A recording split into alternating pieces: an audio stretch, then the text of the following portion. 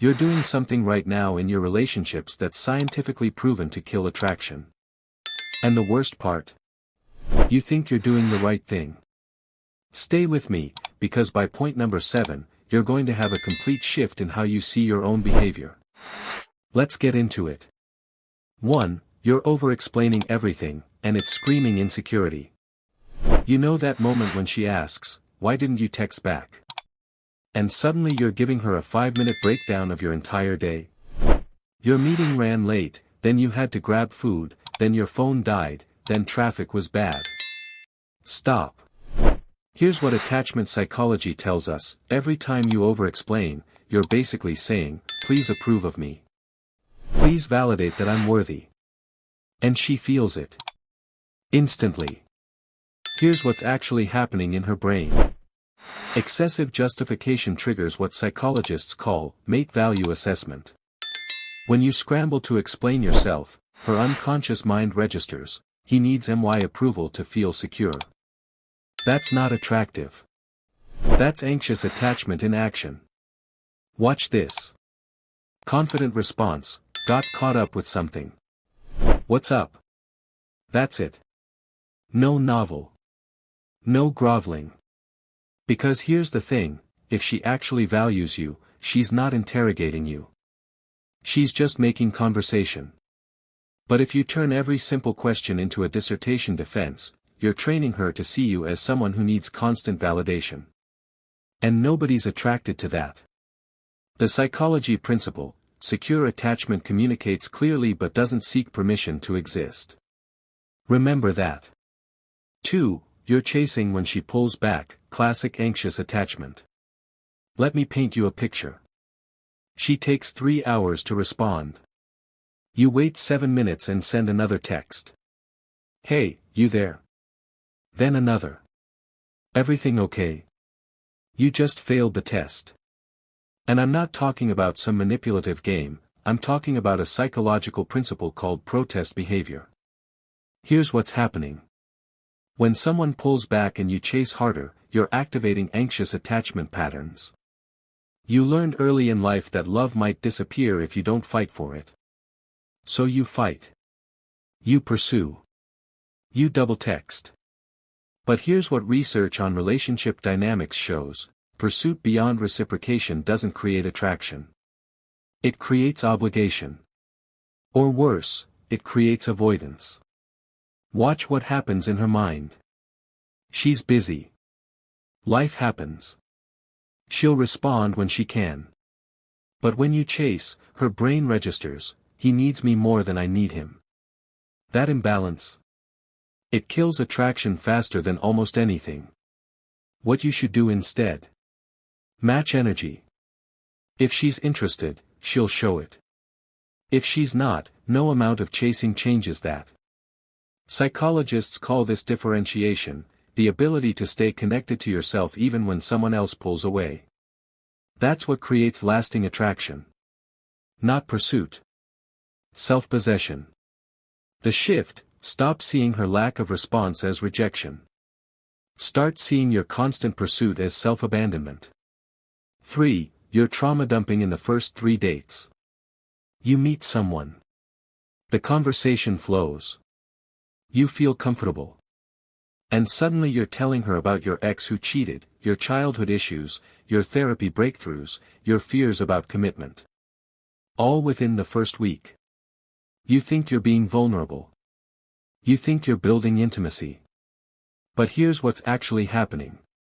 You're doing what psychologists call premature self-disclosure. And research shows it doesn't create bonding, it creates burden. Here's why. Real intimacy builds through reciprocal vulnerability over time. It's a gradual process of trust building through shared experiences. When you dump your entire emotional history on someone early, you're not building connection. You're testing them: can you handle all of me right now? That's not fair. And it's not effective. Watch this dynamic. In healthy relationship development, vulnerability happens in stages. You share a little. She shares a little. Trust builds. You share more. But when you front-load everything, you skip the foundation. You're asking her to carry weight before the structure's even built. What to do instead? Let her earn your depth. Not in a manipulative way, in a protective way. Share intentionally. Share when it's relevant. Share when the trust has been established through consistent behavior, not just comfortable conversation. The principle, intimacy is built, not downloaded. 4. You're trying to fix her, and becoming her therapist. She tells you about her stress at work. Her anxiety. Her family drama. And immediately, you're in solution mode. Have you tried this? What if you did that? Here's what I think you should do. Stop. Here's what psychology tells us about this pattern. When you constantly try to fix her problems, you're doing something called codependent caretaking. And it doesn't come from generosity, it comes from anxiety. You learn somewhere along the way that your value comes from being needed. From solving things. From being the hero. But here's what happens when you take that role. You become her parent. Not her partner. Watch this. She shares a problem. You immediately offer 5 solutions. She doesn't take any of them. She shares the same problem next week. You're frustrated. Why won't she just listen? Here's why: she didn't want solutions.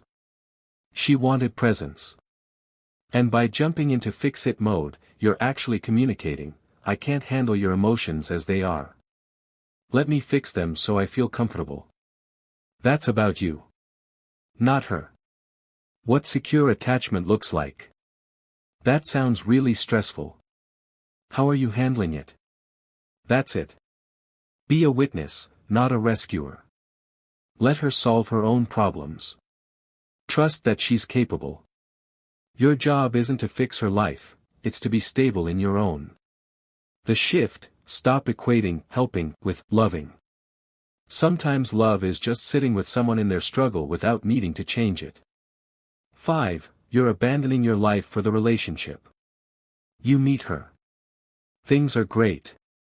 And slowly, everything else fades. Your gym routine. I'll go tomorrow. Your friends. They'll understand. Your goals. I'll get back to that. All your time, energy, and focus narrows down to one person. Here's the problem. You think you're showing commitment. But what you're actually doing is called identity fusion, losing yourself in the relationship. And here's what research shows: that's not attractive. Even to her. Watch what happens psychologically. At first, she might like the attention. It feels validating. But over time, something shifts. She starts to pull back. She seems less interested. You know why? Because the person she was attracted to, the one with goals, passions, friends, drive, that person disappeared. And now she's looking at someone whose entire world revolves around her. That's not a partner. That's pressure. Here's the psychology. Attraction requires what's called differentiation, the ability to stay connected while maintaining your individual identity. When you abandon your mission for a relationship, you're not becoming closer. You're becoming dependent. What to do? Keep going to the gym. Keep seeing your friends. Keep pursuing your goals. Not to make her jealous. Not as strategy. But because a healthy relationship enhances your life, it doesn't replace it. The principle: she fell for someone with a life. Don't disappear the moment she shows interest. 6. You're competing for attention, and she can feel your insecurity. You're at a party. She's laughing with another guy. And suddenly, you're telling louder stories, making bigger gestures, trying to pull focus back to you. Stop. Here's what just happened. The moment you compete for her attention, you've already lost. Not to him, to yourself. Because what you just communicated is, I don't believe I'm enough on my own. And she registered it. Instantly. Here's the psychology. When you react to perceived threats by trying harder, you're showing what attachment theory calls hyperactivating strategies, anxious behaviors that push for closeness when you feel insecure. But here's what research shows: secure people don't compete. They don't need to. Watch this. She's talking to someone else. A secure person. They're comfortable. Maybe they join the conversation naturally. Maybe they talk to someone else. Maybe they just exist without needing constant validation. But an insecure person? They immediately go into performance mode. What's actually attractive? Being so grounded in your own value that her attention, or lack of it, doesn't shake you. Not because you don't care. But because you're not deriving your worth from moment-to-moment validation. The shift: let her have conversations. Let her engage with other people. Stay present in your own sense of self. That quiet confidence. That's what she notices later. 7. You've made her your entire source of happiness. Here's the dangerous one. She becomes your sun. Your reason to smile. Your motivation. Your purpose. When she texts, you're up. When she doesn't, you're down. Your entire emotional state is dictated by her mood, her attention, her approval. And here's what psychology tells us. You just gave away all your power. This is what's called an external locus of control, believing your happiness depends entirely on external factors. Watch what happens. When your joy depends on her, your anxiety does too. Every delay in texting becomes a crisis. Every shift in her mood becomes your problem. You become exhausting to be around. Because she can't just exist, she has to manage your emotions constantly. Here's the brutal truth. Neediness repels. Self-sufficiency attracts. And I don't mean fake independence. I mean genuine contentment with your own life. What research shows? People in the healthiest relationships have what's called interdependence. They're connected but not enmeshed. They enhance each other's lives but don't complete them. What to do? Build a life that's fulfilling without her. Find meaning in your work. Joy in your hobbies. Connection in your friendships. Not to play games. But because that's what emotional health looks like. The principle: a partner should complement your happiness, not be the sole source of it. If your life falls apart when she leaves, your life wasn't stable to begin with. 8. You're seeing everything as a test, and staying in defense mode. She doesn't text back for hours. She mentions another guy. She questions your career choice. And immediately, you're analyzing: is this a test? Did I pass? What does this mean? Here's the problem. When you view every interaction as a test to pass, you're not building a relationship. You're performing one. What psychology tells us? Yes, people sometimes test boundaries. But framing your entire relationship as a series of challenges keeps you in what's called a defensive stance, never relaxed, never genuine, always calculating. That's exhausting. For both of you. Watch this pattern. She does something. You don't react emotionally. You think you passed. But what you actually did was disconnect. You weren't present, you were strategic. Here's what's actually attractive. Genuine emotional security. The ability to be affected by things without being destabilized by them. She mentions something that bothers you. You can say so. Not defensively. Not reactively. But honestly. The shift. Stop trying to win the relationship. Start trying to be real in it. If someone's constantly testing you or playing games, that's not a challenge to overcome, that's a compatibility issue. The principle: healthy relationships are collaborative, not adversarial. 9. You're confusing standards with rigidity. You have boundaries. You know what you want. You have standards. Good. That's healthy. But here's where it gets tricky. There's a difference between having core values and having an inflexible checklist that prevents you from connecting with real human beings. Here's what psychology shows. Relationship satisfaction correlates more with flexibility, communication, and mutual growth than with finding someone who checks every box. Watch this.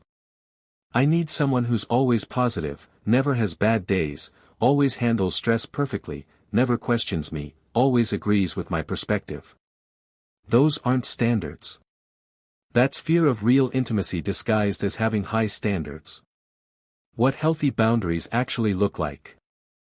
I need someone who's honest, treats me with respect, shares similar values about major life decisions, and is willing to work through conflict. See the difference? One demands perfection. The other demands partnership. Here's the shift. Know your deal breakers, things like respect, honesty, shared life goals. Those are non-negotiable. But stay open to the complexity of real people. The healthiest relationships balance standards with acceptance. The principle, having boundaries doesn't mean having walls. The pattern you need to see. Here's what connects all 9 of these. Insecure attachment. Either you're anxious, chasing, over-explaining, seeking validation, making her your everything. Or you're avoidant, staying emotionally distant, viewing connection as weakness, seeing relationships as tests to win. But here's what decades of research shows. The healthiest relationships happen between securely attached people who communicate honestly without strategic withholding. Show interest without fear of seeming too available. Maintain their identity while building genuine intimacy. Take responsibility for their own emotional well-being. Approach relationships collaboratively, not competitively. Balance boundaries with emotional openness. That's not a strategy. That's emotional maturity. And if you don't have that yet, that's okay. Secure attachment can be learned. Patterns can be changed. But not by playing games. Not by manipulating dynamics. By doing the real work, therapy, self-reflection, building genuine self-worth. Because here's the truth. The right person isn't looking for someone who plays it perfectly cool. They're looking for someone who's genuinely secure enough to be real. That's it. 9 patterns. 1 underlying issue. Which one hit hardest for you? Drop a comment below. And if this shifted something for you, subscribe. We're breaking down the psychology behind behavior every week.